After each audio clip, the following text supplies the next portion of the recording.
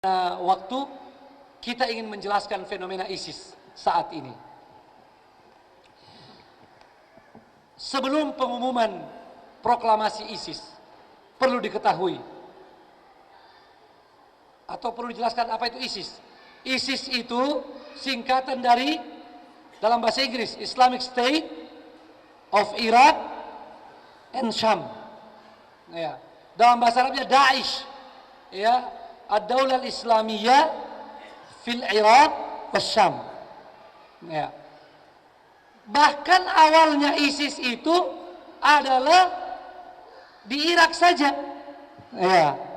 Tapi begitu meletus gerakan jihad di Suriah, mereka juga masuk dan akhirnya mereka bentuk Daulah Islam Irak dan Suriah. Belum selesai di Irak, mereka masuk Suriah. Belum ada yang selesai di Irak dan Suriah, lahirlah proklamasi Daulah Islamiyah. Ya. Jadi dari Daesh menjadi Dal Alif, ya. Atau dalam bahasa Inggris mereka sehingga jadi IS, ya, Islamic State, yang kemudian lebih populer disebutkan di negeri kita sebagai Khilafah Islamiyah. Untunglah alhamdulillah hari ini nama khilafahnya tidak terlalu kuat dibandingkan nama ISIS, ya, sehingga ini meringankan, ya, dalam membicarakannya, di dalam membahasnya, ya. Jadi tertuju kepada ISIS, ya, bukan khilafah Islamiyah. Mudah-mudahan ini hikmah yang besar, terjadi perpindahan nama. Walaupun mereka mencoba mempopulerkan dan menolak lagi istilah ISIS, tapi yang populer di dunia tetap ISIS. Ya. Jadi untuk ISIS ini, mereka telah proklamasikan berdirinya khilafah. Kalau tidak salah di bulan Ramadan, ya. Ya. Tanggal berapa? 29 Juni. Berarti 1 Ramadan. Nah, ya. Mungkin mereka memang pilih juga tanggal itu. Tapi perlu diketahui bahwa pengumuman khilafah dari sekelompok kaum muslimin ini bukan yang pertama. Ya, ini telah didahului dengan pengumuman berdirinya khilafah sejak beberapa waktu yang lalu, di zaman ini atau di zaman-zaman sebelumnya. Kemudian pertanyaan yang paling mendasar bagi kita, ini yang paling mendasar, adalah apakah khilafah yang diumumkan itu benar-benar sudah merupakan khilafah Islamiyah yang dirindu-rindukan oleh kaum muslimin, ya, sehingga perlu diberikan dukungan, bahkan diberikan komitmen oleh kaum muslimin di berbagai belahan dunia. Persoalan ini, ikhwan dan akhwat sekalian, bukan persoalan yang gampang, bukan persoalan yang kecil, bukan persoalan remeh. Karena itu hendaknya jawabannya bukan dari setiap orang, tapi hendaknya dikembalikan kepada para ulama Rabbani. Dan karenanya Wahdah Islamiyah sejak awal mengingatkan kepada seluruh kader, pengurus, anggota dan simpatisan untuk tidak memberikan pernyataan apalagi sikap terhadap proklamasi atau klaim khilafah yang dilakukan oleh ISIS, sebab tanpa dasar ilmu akan membawa risiko. Dan hari ini insya Allah kita memberikan penjelasan yang mudah-mudahan lengkap, ya, walaupun ringkas dalam beberapa poin yang telah kami siapkan. Betapapun juga reaksi-reaksi tentang ISIS ini telah terjadi di mana-mana, karenanya perlu sekali untuk ada penjelasan dan ada pedoman bagi kita semua, bagi kaum muslimin di negeri ini, bahkan dimanapun mereka berada. Agar lebih mudah dan mengingat waktu, saya ingin membacakan dan sedikit menerangkan pada poin-poin yang penting saja. Mungkin saya minta Sekjen baca, ya, bantu saya baca ini. Ya. Ya.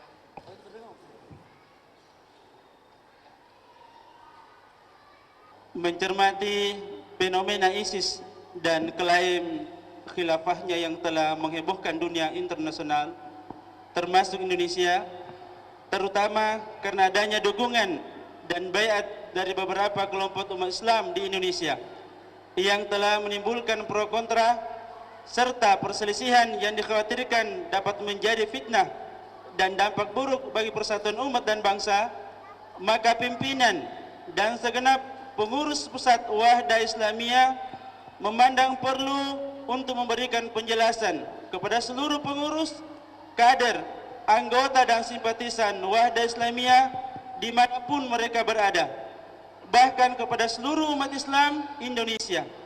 Semoga dapat menjadi pencerahan dan pedoman dalam menyikapi masalah ISIS dan klaim khilafahnya. Poin pertama, sebelum memberikan penilaian, sikap, pernyataan, tindakan terhadap suatu informasi, apalagi untuk masalah-masalah besar atau yang menyangkut kehormatan dan keselamatan kaum muslimin, hendaknya dicek kebenarannya dengan sejelas-jelasnya sampai pada tingkat keyakinan. Sebab bila tidak, maka kita dapat terjatuh pada maksiat dan penyesalan. Poin 2, nama dan istilah yang baik belum tentu isinya sesuai dengan namanya. Begitu pula sebaliknya, tidak selamanya satu nama atau istilah yang buruk isinya juga buruk. Karena itu hendaknya kaum muslimin tidak mudah terpengaruh untuk menyukai apalagi mengikuti sesuatu yang nama atau istilahnya baik sebelum mengetahui hakikat kandungan nama dan istilah tersebut, agar tidak tertipu atau terjatuh pada kekeliruan yang fatal. Sebagai contoh, penggunaan nama Ahlul Bait oleh orang atau organisasi Syiah untuk menyesatkan Ahlus Sunnah ke dalam aliran Syiah. Ya, untuk 2 poin dulu sedikit saja. Tadi poin pertama dikatakan bisa menimbulkan penyesalan. Itu sama dengan ayat yang dibaca qori kita hari ini. Ya, informasi bukan saja bisa menimbulkan penyesalan, menyikapi dengan keliru bisa menjadi maksiat. Ya, bagi kita. Karena itu ini harus hati-hati.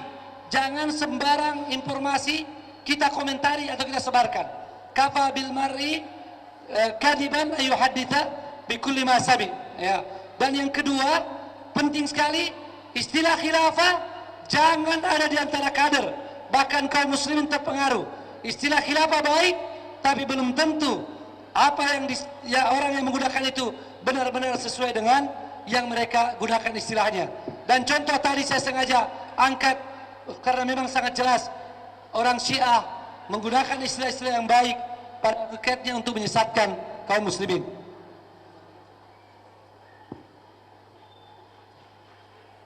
Poin yang ketiga, pihak yang paling pantas menjadi rujukan dan tempat konfirmasi adalah para ulama dan duat rabbaniyun yang dikenal dengan ilmu, kesolehan, objektivitas dan mujadahnya dalam memperjuangkan kepentingan umat, apalagi bila mereka menyatakannya secara kolektif atau memiliki kesamaan pandangan dalam masalah tertentu. Poin keempat, berkenaan dengan klaim khilafah oleh ISIS yang sekalipun telah menghebohkan dunia, tetapi hakikatnya masih simpang siur dan penuh misteri, baik tentang latar belakang maupun tindakan-tindakannya di Irak dan Suriah. Untuk itu, yang terbaik bagi umat adalah kembali kepada para ulama dan duat rabbaniyun. Dalam hal ini, mereka umumnya menolak keabsahan proklamasi khilafah tersebut karena tidak memenuhi syarat-syarat pokok khilafah yang antara lain: a. Bahwa khilafah adalah hak kaum muslimin dan harus mendapatkan legitimasi mereka yang diwakili oleh para ulama dan tokoh umat yang kapabel dan berkompeten, alul halli wal aqdi. B.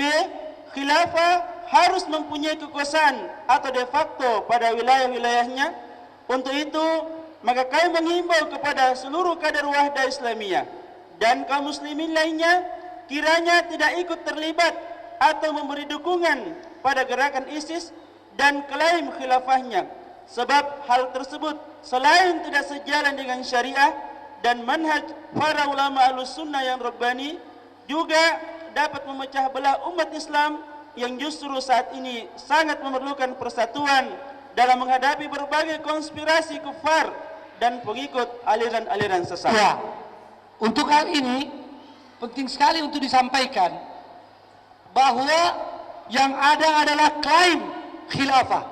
Saya lama sekali memikirkan istilah yang cocok, ya, dan alhamdulillah ketemu ini, ya, klaim khilafah. Kenapa klaim khilafah? Seperti yang saya katakan tadi, sudah banyak yang mengklaim seperti ini, ya, dan itu tidak sesuai dengan khilafah itu sendiri. Karena khilafah ini hak kaum muslimin, ya, dan harus diwakili ahlul halli wal aqdi. Saya ingin memberikan contoh khilafah Utsmaniyah saja misalnya, seperti yang ditulis oleh salah seorang syekh ini, luar biasa.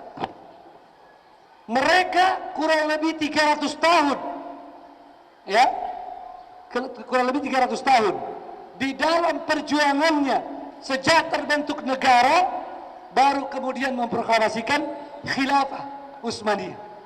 Coba lihat itu, ya. Nah, ini belum ada legitimasi dari kaum muslimin di mana-mana sudah diumumkan. Yang kedua, belajar dari khilafah Utsmaniyah, setelah mereka mempunyai kekuasaan di banyak wilayah, baru ada proklamasi khilafah itu. Saya sampaikan ini untuk menghilangkan kalau masih ada yang ragu-ragu, karena sebagian pemuda kita karena semangatnya tinggi, kadang-kadang penjelasan para ulama kita tidak lagi diterima, ya. Ini kenyataan. Jangan kita terpedaya, jangan gelap mata bahwa khilafah ini paling tidak memenuhi dua syarat: harus mendapatkan legitimasi kaum muslimin, dan yang kedua, ya, legitimasi tadi melalui ahlul halli wal aqdi, dan yang kedua, mempunyai kekuasaan atas kaum muslimin, bukan saja di satu wilayah, ya, tapi di berbagai wilayah. Bahkan kalau dalam sejarah, khilafah-khilafah yang sudah dikenal itu mempunyai kekuasaan ke mayoritas wilayah kaum muslimin. Poin ke-6, menghimbau kepada semua pihak agar tetap proporsional dalam menanggapi dan menghadapi masalah ISIS dan klaim khilafahnya ini. Sebab sikap dan reaksi yang berlebihan selain banyak membuang energi dan waktu, juga dapat menimbulkan mudarat yang lebih besar dari yang dikhawatirkan, termasuk dalam menghadapi mereka yang terindikasi atau diketahui memberi dukungan pada kelompok ISIS dan klaim khilafahnya. Hendaknya sikap persuasif dan penjelasan argumentatif lebih didahulukan daripada memberikan tudingan dan cemoohan, apalagi tindakan represif yang dapat menimbulkan kebencian dan bertambahnya soliditas mereka pada kelompok ISIS dan klaim khilafahnya. Poin ke-7, adapun tindakan-tindakan anarkis terhadap orang atau fasilitas umum atau tindakan main hakim sendiri harus dikecam dimanapun ia terjadi dan dilakukan oleh siapapun. Anarkisme harus dihadapi dengan tindakan tegas dan menggunakan kekuatan sesuai ketentuan dan hukum yang adil yang berlaku. Jadi 3 poin saja. Untuk poin ke-6 dan ke-7 ini benar-benar bukan basa-basi.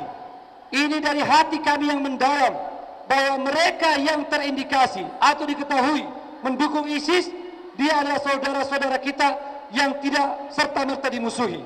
Mereka adalah orang-orang yang perlu didekati secara persuasif. Tetapi untuk tindakan anarkisme, siapapun yang melakukannya harus ditindak secara tegas, ya. Ini siapapun harus ditindak tegas karena bisa menimbulkan kemudaratan yang lebih besar pada umat Islam. Sebetulnya konsep Islam sudah penuh dengan ini. Misalnya memerangi ahlu bughat, itu jelas sekali.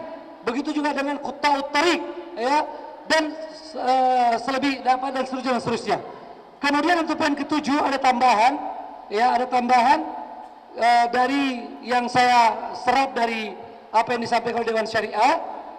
Di sisi lain, kami menghimbau agar semua pihak tidak melakukan pelecehan dan penistaan terhadap ajaran agama yang dijunjung tinggi oleh mayoritas penganutnya. Ya, ini perlu jelas ini, ya, yang dapat memancing anarkisme dan perpecahan pada umat dan bangsa. Ini poin penting. Tadi saya belum masukkan karena sudah di print. Sebelum ini saya lengkapi. Sebetulnya dari kemarin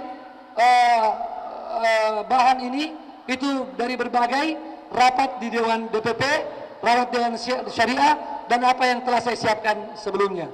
Jadi kita mengatakan anarkisme harus ditindak, tapi kita juga menghimbau agar seluruh pihak di Indonesia tidak melakukan pelecehan atau penistaan terhadap ajaran agama yang dijunjung tinggi oleh mayoritas umat di negeri itu. Ya, mau agama apapun sebetulnya berlaku umum, tapi spesifik untuk umat Islam diharapkan mereka lebih bisa memperhatikan, karena ini bisa mengundang anarkisme yang kita tidak setuju tadi, tapi itu bisa terjadi, dan juga begitu pula perpecahan pada umat dan bangsa. Poin ke-8, menghimbau kepada para ulama dan duat serta pihak-pihak yang berkompeten agar proaktif mengingatkan saudara-saudara kita yang terindikasi atau diketahui mendukung atau ikut pada kelompok ISIS dan klaim khilafahnya dengan komunikasi yang baik secara langsung, sebab kebanyakan dari mereka tidak memiliki pengetahuan yang cukup tentang masalah khilafah yang benar dan tidak mengetahui hakikat ISIS serta klaim khilafahnya. Poin ke-9 atau yang terakhir, mengingatkan semua pihak untuk tidak melecehkan atau mempelesetkan simbol-simbol Islam seperti tulisan dan bendera la ilaha illallah hanya karena digunakan oleh kelompok tertentu, dan tidak pula mengasosiasikan syariat Islam termasuk perkara-perkara sunnah dengan ISIS atau gerakan-gerakan radikal apapun yang dapat menyebabkan pemahaman yang keliru terhadap syariat atau perkara-perkara sunnah tertentu, serta menimbulkan pandangan negatif pada orang-orang yang tidak ada kaitan sama sekali dengan ISIS atau gerakan-gerakan radikal apapun hanya karena ada kesamaan dalam menjalankan syariah atau sunnah-sunnah tertentu, misalnya menjaga sholat berjamaah, menutup aurat atau memakai hijab, memelihara jenggot dan lain-lainnya. Semoga kita semua senantiasa dalam bimbingan Allah Azza wa Jalla yang tiada ilah selainnya, yang Maha Pengasih lagi Maha Penyayang. Untuk poin ke-8 itu melengkapi 6 dan 7 tadi, ya. Ini sangat-sangat penting. Jangan buang energi, jangan buang waktu kita membicarakan ISIS, ya, tanpa arah, tanpa tujuan, ya. Karena itu tabdzir, bisa juga itu menimbulkan efek-efek yang lain, ya. Mari kita jaga, dan termasuk jangan sampai kitalah yang mempopulerkan ISIS itu, ya. Karenanya mari dijaga, dan termasuk bagaimana upaya pendekatan persuasif kepada mereka. Dan yang ke-9 ini sengaja kami cantumkan juga sangat penting, terutama belakangan ini sudah mulai muncul isu-isu, ya, bahkan tuduhan-tuduhan terhadap orang-orang yang dipandang sama, yang ini bisa kemudian menimbulkan pemahaman keliru terhadap syariat. Nanti ada yang enggan sholat berjamaah atau menganggap sholat jamaah tidak penting sekarang, ya, demi menghindar untuk tidak dianggap anggota ISIS atau memelihara sunnah dan sebagainya. Saya berharap bahwa poin-poin tersebut sudah bisa memberikan jawaban yang lengkap kepada kita tentang apa ISIS tersebut dan bagaimana menyikapinya, ya, terutama berkenaan dengan klaim khilafah yang menghebohkan dunia termasuk di negeri kita. Tentu tidak mudah, ikhwan dan akhwat sekalian, untuk memberikan penjelasan dalam masalah-masalah seperti ini, apalagi di tengah-tengah pro dan kontra di tengah-tengah persoalan dan fitnah yang begitu banyak tersebar. Mudah-mudahan ini kemudahan dari Allah Subhanahu wa taala dan bermanfaat buat kita semua. Saya berharap seluruh ikhwan dan akhwat bertanggung jawab menjadikan ini sebagai bahan untuk disosialisasikan kepada saudara-saudara kita. Ya, dan mungkin juga kita akan sosialisasikan melalui media, baik internet maupun media-media cetak dan elektronik lainnya. Saya kira ini yang paling penting sebagai materi utama kajian kita pada tablik hari ini. Tersisa sedikit materi tambahan. Ya, bagi kita semua berkenaan dengan pertemuan penting ini, pertemuan akbar ini, silaturahim bersejarah ini, bahwa apa yang kita bicarakan tadi kebanyakan menyangkut apa-apa yang telah terjadi. Bagaimana mensikapinya, bagaimana mengambil pelajaran daripadanya. Tinggallah kita perlu sedikit berbicara apa yang perlu kita lakukan ke depan. Akankah kita cukup dengan teori? Apakah kita cukup dengan konsep-konsep? Apakah kita cukup dengan keprihatinan-keprihatinan? Atau sekedar dengan doa-doa kita saja? Walaupun itu semua adalah hal yang penting. Doa begitu penting, keprihatinan begitu penting, konsep begitu penting, teori juga penting. Tetapi ini semua tidak bisa mengalahkan daripada usaha-usaha konkret yang harus kita laksanakan. Karena itu, ikhwan dan akhwat yang dimuliakan Allah Subhanahu wa taala, dalam kesempatan yang berbahagia ini, saya ingin mengingatkan kepada kita semua bahwa mari, sekali lagi mari, dan mari berpikir, bertanya apa yang harus kita lakukan saat ini. Melihat begitu banyaknya masalah yang kita hadapi di dalam dan luar negeri, apa yang perlu kita lakukan? Dan sekadar membantu, seorang ulama telah menulis pedoman bagi Ahlus Sunnah wal Jamaah tentang apa yang harus mereka lakukan di zaman seperti ini. Dengan diawali dengan penggambaran tentang fase-fase yang dialami oleh negara, negeri kaum muslimin, oleh jamaah kaum muslimin, di mana dibagi dalam 4 fase. Kita, kata beliau, untuk mempersingkat, berada pada fase ketiga, ya, pada marhalah ketiga, di mana hilang khilafah Islamiyah. Betul atau tidak? Betul ya? Khilafah Islamiyah hilang, tertelan bumi, dan sengaja dihilangkan oleh musuh-musuh Islam. Tetapi kata penulis tersebut, di tengah-tengah kita masih ada orang-orang yang komitmen dengan kebenaran, dengan manhaj dan jalan Ahlus Sunnah wal Jamaah, baik secara pribadi-pribadi maupun kelompok-kelompok. Karena itu kita tanya kepada Syekh, apa yang harus kita lakukan? Kata beliau, dan apa yang beliau sampaikan hanya perpanjangan lisan dari ulama-ulama kita terdahulu dan oleh Rasulullah sallallahu alaihi wasallam.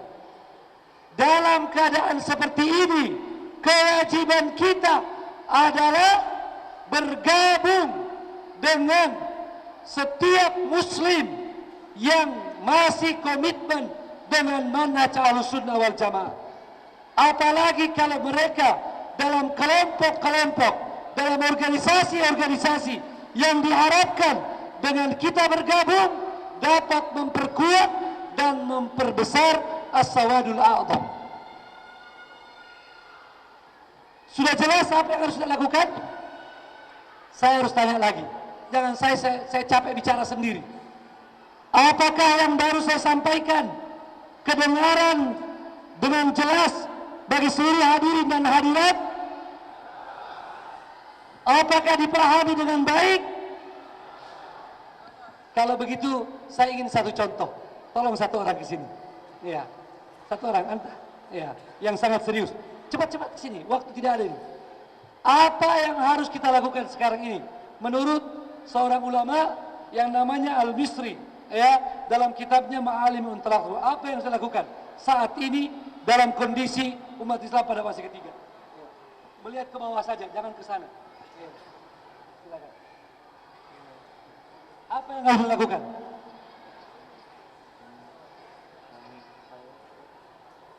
Tes pertama gagal. Silakan. Kita ambil lagi satu dari sini. Iya. Ini dari Pindrang, Iya. Iya. Ini sebagai jawaban terhadap pertanyaan saya tadi. Sudah dengar, sudah dengar. Sudah dipahami, sudah dipahami. Kalau begitu kita dengarkan apa yang harus dilakukan saat ini ketika kondisi umat seperti ini. Bismillah. Pada kondisi umat sekarang, kita tidak boleh, apa yang dijelaskan tadi Ustaz, bahwa kita tidak boleh kepada ISIS, ya, tidak boleh Baik, mendukung. terima kasih. Ya, ini mungkin karena isu ISIS terlalu besar sehingga yang selalu di kepala adalah ISIS. Ya. Jadi itu teori komunikasi. Makanya kalau ada kebaikan, bunyikan lebih banyak kebaikan itu, ya, supaya dia teringat. Nah, sekarang kita pilih satu lagi. Saya tidak usah tunjuk, saya minta seorang. Ini berani. Ya, silakan. Assalamualaikum warahmatullahi wabarakatuh. Dari apa yang saya tangkap dari penjelasan Ustadz Zaitun tadi, beliau menjelaskan bahwa masih ada kelompok-kelompok ataupun saya pribadi yang masih memegang manhaj seperti apa yang ahli sunnah wal jamaah seperti para sahabat, dan khususnya kita Indonesia disuruh mengikuti kepada kelompok ataupun organisasi yang masih berpegang teguh kepada ahli sunnah wal jamaah. Allahu Akbar. Anda berhak hadiah 250.000. Ya, sebentar diambil di panitia. Ya, insya Allah. Panitia jangan lupa catat namanya. Berhak hadiah 250.000 rupiah. Ya, alhamdulillah. Kenapa saya gembira? Ada yang mewakili bahwa memang paham. Ya, karena kalau tidak saya akan sedih sekali. Ya, ini saya gembira karena bukan asatidah. Tadi saya berpikir daripada menunjuk lagi, ya, dan takut kecewa, mending satu orang angkat tangan. Ternyata alhamdulillah salah seorang daripada peserta, ya, yang bukan Ustadz di Stiba. Kalau Ustadz Stiba sudah hafal itu, ya. Baik, jadi ini kewajiban kita. Ketika saya tadi bertanya apa kewajiban kita, saya tidak maksudkan yang umum. Ini semua bisa kita jawab, tapi ada kaitannya dengan materi kita. Ketika khilafah tidak ada, apa kewajiban? Kan kita ini semua kebanyakan hanya mengutuk kegelapan, tapi tidak tahu apa yang harus dilakukan dalam kegelapan. Orang sekarang tidak setuju dengan klaim khilafah itu. Orang kemudian mungkin mencela gerakan itu. Tapi apa yang kita lakukan untuk mewujudkan yang baik itu? Khilafah yang menjadi idaman dan kerinduan itu. Tidak usah ikut pendapat setiap orang, ikuti pendapat para ulama. Dan para mengatakan inilah jalan kita. Bukan bekerja sendiri, apalagi hanya tidur di rumah. Ya, ini kesempatan bekerja sama, bergabung dengan orang atau kelompok Ahlus Sunnah wal Jamaah. Dan kalau tidak ada sama sekali kelompoknya, boleh kita bentuk.